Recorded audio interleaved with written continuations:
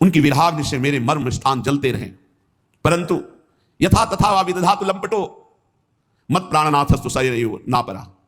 पर मेरे प्राणनाथ आप ही रहोगे, दूसरा नहीं। चाहे मुझे लात मार के टुकरा दो या अपना जानकर गले लगा लो या कभी दर्शन न दो, मेरे मर्म स्थानों को विराग्नि जलाती रहे, पर मैं आपको ही अपना प्राणनाथ मानूंगा। माना है, मानते रहेंगे। आप जैसा चाहो वैसा व्यवहार करो। ऐसी निष्ठा आ जाती है उपासक के हृदय में।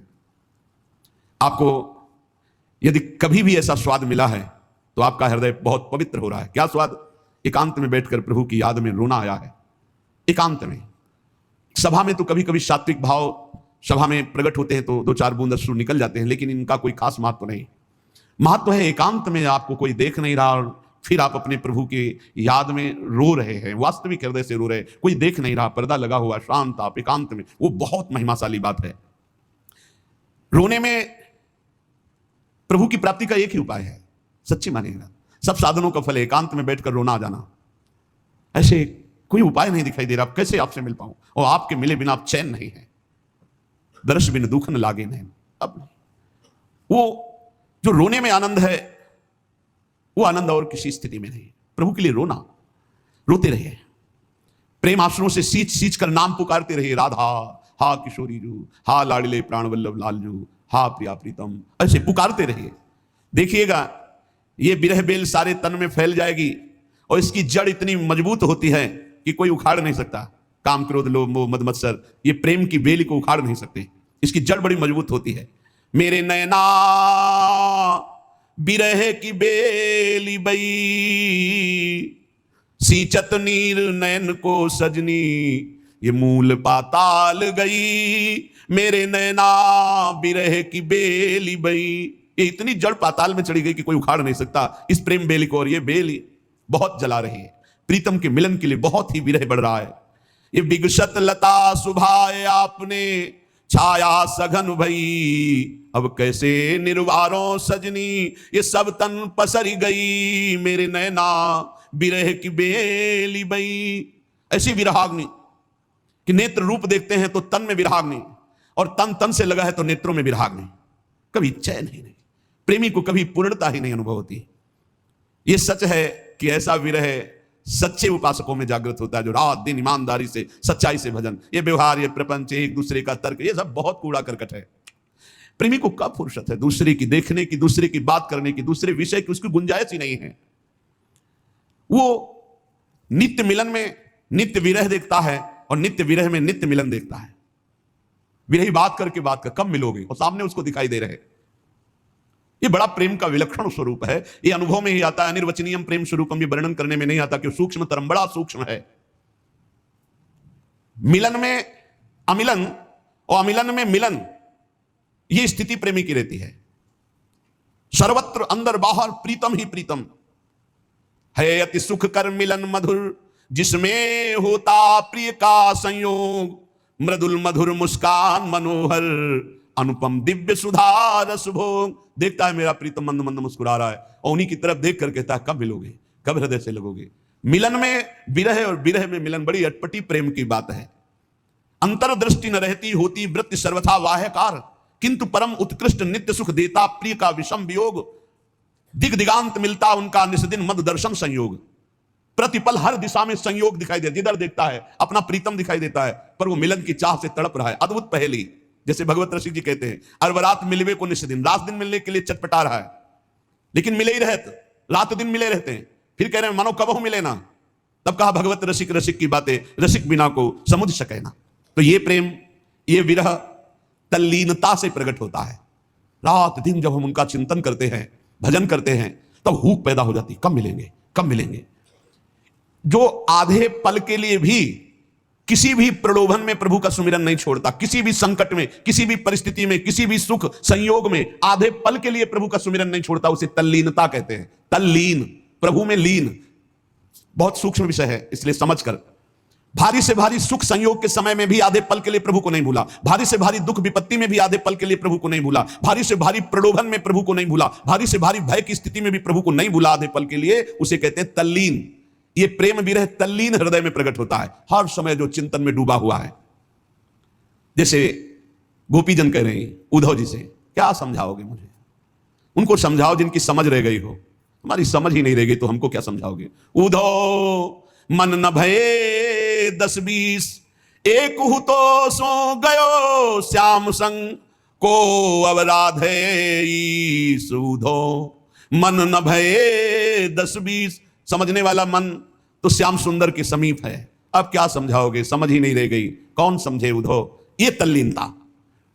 अपने पास जब मन रहा नहीं तो हम क्या समझें, हम क्या सुख भोगें, हम क्या दुख अनुभव करें, क्योंकि सुख दुख का अनुभव करने वाला मन, और वो मन हमने दिया नहीं, चुरा लिया।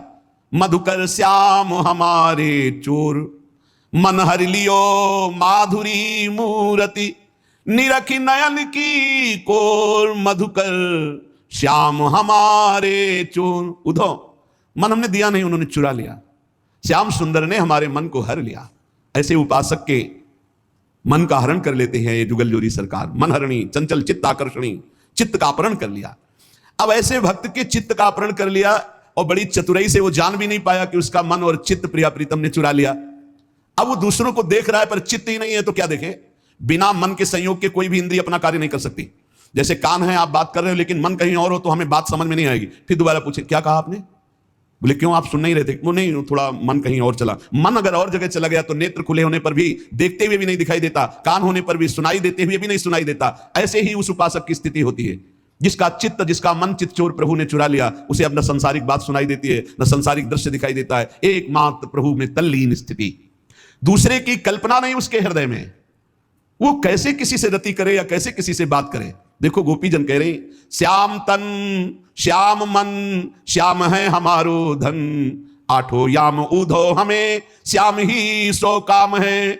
श्याम हिए श्याम जिए, श्याम बिनु नाही तिए, आंधे की सिला करी आधार श्याम नाम है। श्याम मति श्याम गति, श्याम ही है प्राणपति, श्याम सुखदाई सो भलाई शोभा धाम है। उधो तुम भये बोरे, पाती लेके आए दौरे, जोग कहां राखे यहां रोम रोम श्याम है। ये तल्लीनता की स्थिति, तभी गोपी प्रेम की ध्वजा। उधो तुम बावरे हो गए हो, ये ज्ञान की बात सुनाने के लिए आए हो, हमें योग सिखा रहे हो। अरे यहां रोम रोम में श्याम है। श्याम हमारे तन हो चुके हैं, श्याम हमारे मन हो चुके हैं, श्याम हमारे धन है। आठों याम केवल हमारा श्याम से ही संबंध है। श्याम हृदय में, श्याम जीवन है, श्याम के बिना हमारा अस्तित्व नहीं। आंधे की सी लाकरी आधार श्याम नाम है। हमारी श्याम गति है, श्याम मति है, श्याम प्राणपति, श्याम ही सुखदाई, श्याम ही शोभा धाम। अरे उधो तुम बोरे, अभी खुद नहीं समझे कि योग क्या चीज। यार रोम रोम में श्याम रमा हुआ है। जब तक ये तल्लीनता नहीं आती, अपने प्राण प्यारे आराध्य देव को छोड़ करके और कुछ सुहाई देता है। कैसे भक्त, कैसे प्रेमी, उत्साह उसके अंदर हो ही नहीं सकता किसी और वस्तु, व्यक्ति, स्थान के सानिध्य की, जिसे भगवत प्रेम की लालसा, भगवत चरणारविंद के आनंद की लालसा है। वो कोई किसी को देखे सुने तब कहीं मन हो, इच्छा उत्पन्न हो, उसका मन तो चला गया प्रीतम के पास, तो क्या देखे, क्या सुने, क्या इच्छा करे। पर जब तक ऐसी स्थिति नहीं है तो उस स्थिति के लाने के लिए अपने प्रभु आराध्य देव का एक क्षण भी विस्मरण न हो, यह नियम बनाओ। भजन का नियम, बहुत बड़ी वस्तु प्राप्त करने के लिए समय दे दिया प्रभु ने। सच्ची कहते हैं समय दे दिया, इससे बड़ा। पूज्य पंडित गया प्रसाद जी महाराज कहते हैं, ये अगर लाला ने तुम्हें भजन करने का समय दे दिया तो इनसे और कुछ मत मांगना, इनके पास और कुछ नहीं है। भजन करने का समय दे दिया, बहुत बड़ी कृपा होगी, भजन कर लो। एक क्षण भी ऐसा न जाए जिसमें आपने उनका स्मरण न किया हो। पहले बताया कि चाह, ऐसी चाह जिसमें कोई चाह नहीं, उसी चाह से विराग ने। फिर बताया विराग प्रकट होती है तल्लीनता में। अब तल्लीनता कैसे आती है, तो बोले प्रीतम का एक पल के लिए भी विस्मरण हो, ये नियम बना लो।